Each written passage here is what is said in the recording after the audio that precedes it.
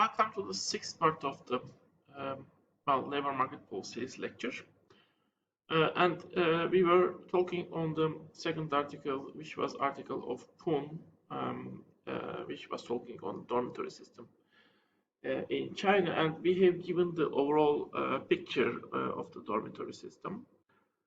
For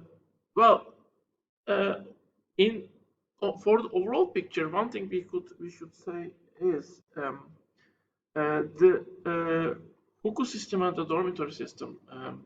It is giving first it is giving one significant advantage. I mean, it is giving several advantages to the workers.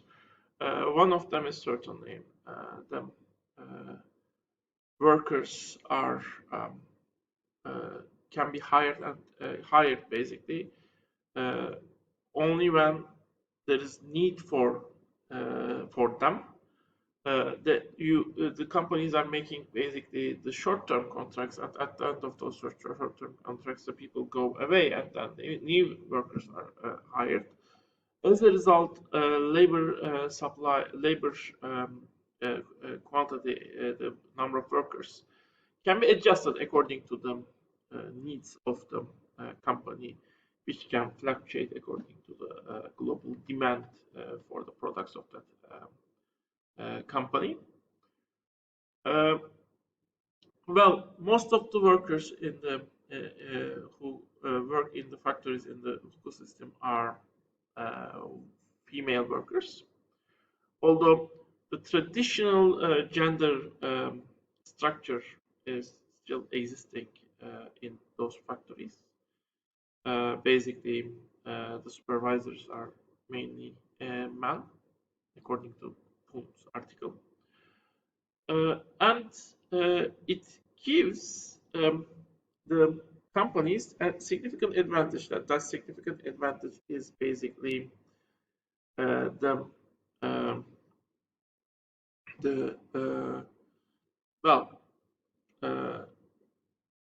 full control of the labor force for 24 hours.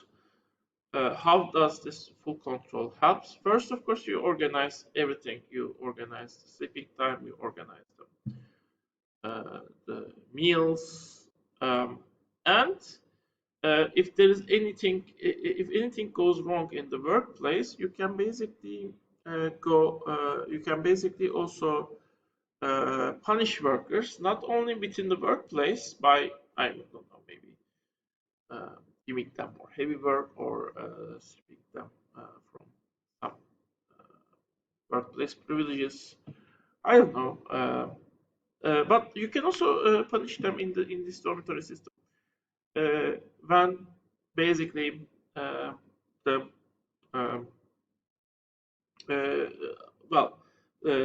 by basically stripping them from certain things after work, while they are supposedly in the free, let's say work-free time in this case. In this case, this time is not free. Basically, when they are dormitory, they are the workers are still controlled by the corporations, and in many ways, actually, for example, in the text it is written the corporations are not letting the workers out, and the explanations they give is the male workers can easily get into trouble, so they could not let them out, so that they can protect them from the trouble. I mean, the fact that significant percentage of them get into trouble means is sufficient for the factory owners to let them out, let them in, don't let them out. And women, they don't get into trouble, but they can basically, according to the factory owners, not protect themselves from possible dangers inside of in the streets. Basically, I mean, the other people in the streets can be trouble for the female workers. Now, the citizens of that province are the ones who are making trouble. So instead of protecting women from that trouble outside of the inside of the cities, again they don't let also the women out. So they don't let the men out so that they don't cause trouble. They don't let the woman out so that they don't become victims of the trouble. Um, so this paternalistic idea over the control, the factory owners should control, protect, discipline the workers, even outside of the working time, is kind of the dominant idea. But this gives the factory owners a greater control over the life of the workers. And that also means that that life can be organized to get as much working time as possible, including the overtimes. Basically, the organization of life might create incentives to make the workers get overtime also. If most of the people are working overtime, basically, you will also work overtime because they're basically the overall uh, social motives can be much more effective since you are now working with the workers. Your whole life is in the factory with the workers. And actually, since you are not with the family, basically, and since you are not allowed to go out, maybe working overtime is something that you are encouraged to do. Not anymore that much. You don't have much to lose in that case. By working overtime. Um, well, and basically, inside of the factories, as I said, this paternalistic view, well, can be seen. This is the article, and this is kind of it lays out the overall policies.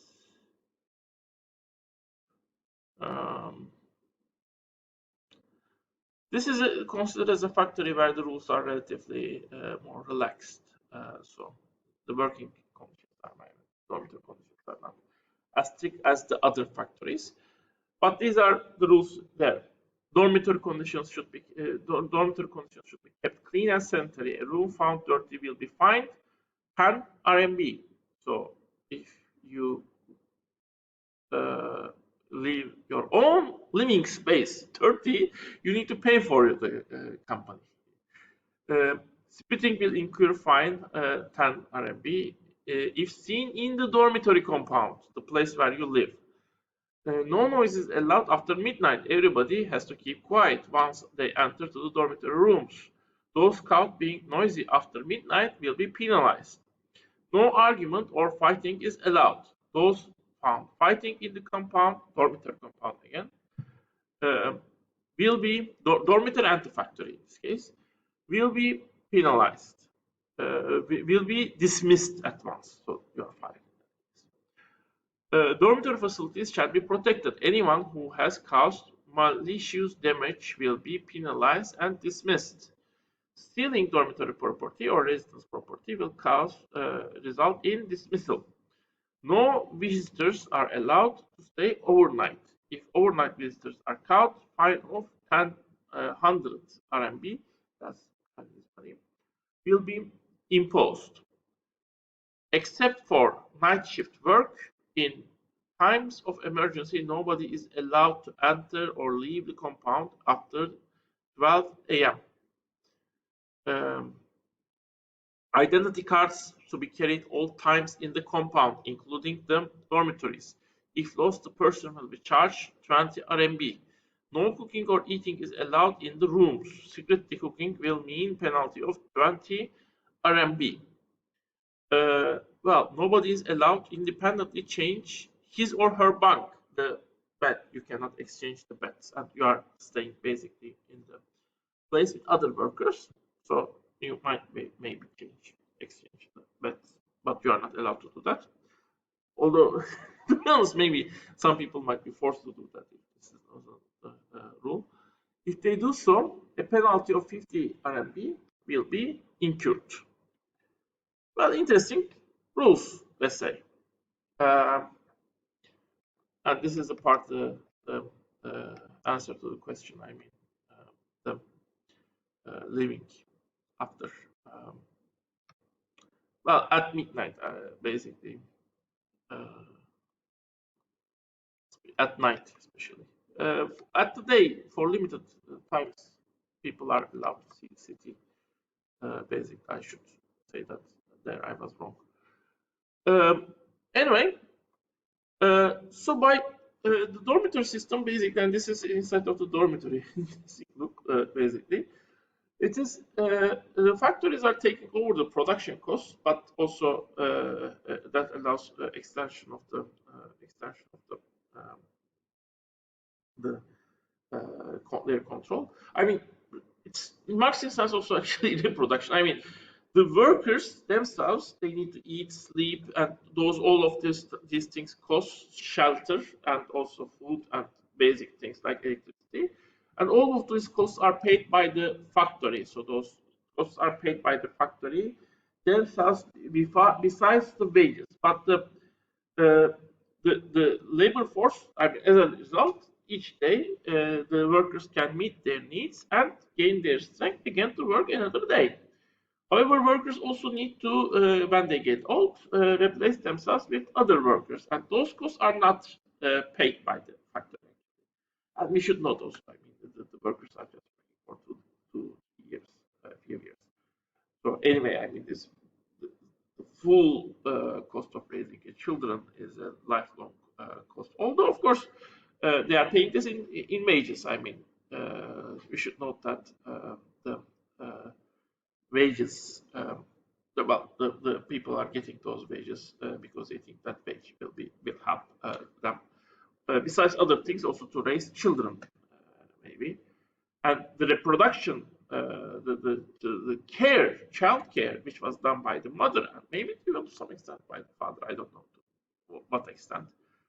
Uh, that care is now done by the grandparents, and that is a full other thing. I mean, how this child care is organized while the parents are working um, in them in these dormitory factories.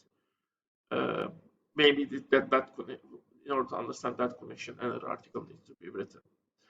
Um, and lastly, you should note that, well, interestingly, however, these factories are also an important place which is bringing the workers together, and it's kind of creating a place where workers are forced to live together, forced to, understand each other. And according to the article, basically, mostly workers enter to those factories. They are, initially joining the kin systems. I mean, the relatives they know. And the people who are coming from similar villages or similar provinces, they bound together. And factories, according to, again, the article, encourage this and use this to separate the workers and create different segments around them. But easily in many factories also, according to text, these kinship networks are broken down, and basically it brings workers together, and it's actually creates a cooperation between the workers. Understandably, I mean, you force workers together and live together for 2 years. Even if they don't like each other, and that's actually how you learn to cooperate. You can easily cooperate with people you like, but learning to cooperate with people you don't like is the way. I mean, that's the way to learn how to cooperate. Uh, this is something they learn in the factories, and easily factories can be places, even though they live there for 2-3 years. Places where petitions can be signed, sometimes strikes being organized even. So in that sense, these factories are interesting places where the rural area people, especially women from the rural areas, are introduced to the formal labor force and learn to work, function as a formal labor force with hundreds other workers, or at least tens of others. So it's interesting. It was an interesting description of the dormitory system. Most, in my opinion, neutral, although maybe to some extent a little bit negative. But I think that negativity is balanced by the objectivity in many cases. This is a nice article. I hope you will read it. I will encourage you to read it. Anyway, this is for the Kunz article. This is the end of the Kunz article. Next time we will start looking to the Rogers article, which is on the minimum wage.